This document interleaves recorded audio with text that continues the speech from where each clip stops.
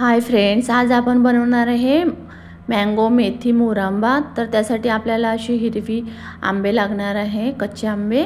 तर उन्हाळ्यामध्ये सगळीकडे मिळून जातात आणि उन्हाळ्यामध्ये खायला पण खूप छान लागतो मेथी मुरांबा।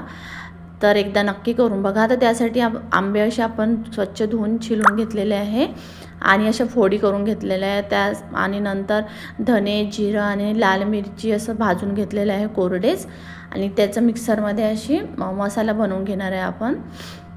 तर सगळ्यात आधी तेल तापत ठेवलेलं आहे आणि आता आपण मेथी घालून घेऊया।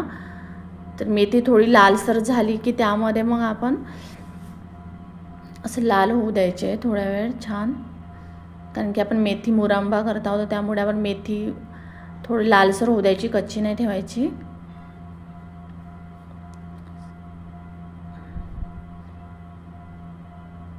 मंद आचेवरच शिजू द्यायचे आहे। जास्त तेज आच ठेवली तर ते जळू शकतात, म्हणून आपल्याला मंद आचेवरच मेथीला थोडी लालसर अशी भाजून घ्यायची आहे। त्यानंतर आपल्याला आंब्याच्या फोडी घालून घ्यायच्या आहे। तर अशा प्रकारे आंब्याच्या फोडी घातलेल्या आहे, छान परतून घ्यायचं आहे तेलामध्ये।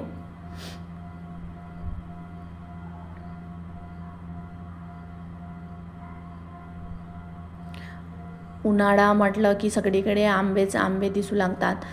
तर आणि खायला पण उन्हाळ्यामध्ये खूप छान वाटतो मुरांबा, कैरीचं लोणचं आणि चटणी पण खूप छान वाटते। तर आपण आता थोडं परतून घेतलं आहे। आपण तयार केलेला मिरची, धने, जिऱ्याचं जे वाटण होतं ते घातलेलं आहे आता, आणि छान असं 2 मिनिटे परतून घेऊया। आता थोडं मीठ घातलेलं आहे चवीनुसार, आणि आपण एक अशी वाफ काढून घेऊया आता।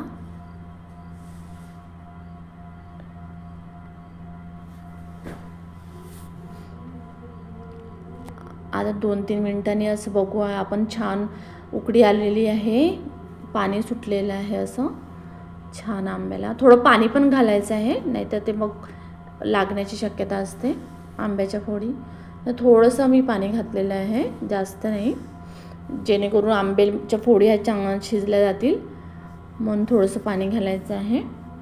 आता यामध्ये आपण गूळ घालणार आहे चवीनुसार, अर्ध गूळ आणि अर्धी साखर घालत आहे मी। तुम्ही नुसतं साखरेचं पण करू शकता, गूळ आणि साखर जर मिक्समध्ये घातले तर खूप छान लागतो हा मुरंबा। तर अशा प्रकारे बघू शकता, मस्त दिसत आहे। आणखी आपल्याला छान असं शिजू द्यायचं आहे थोडा वेळ, एकदम असं घट्ट पाक होईपर्यंत नाही शिजवायचं आहे। थोडं असं 5 मिनिटांनी गॅस असं दिसलं, घट्ट दिसलं थोडं त्याचं मिश्रण, की मग बंद करायचा आहे गॅस।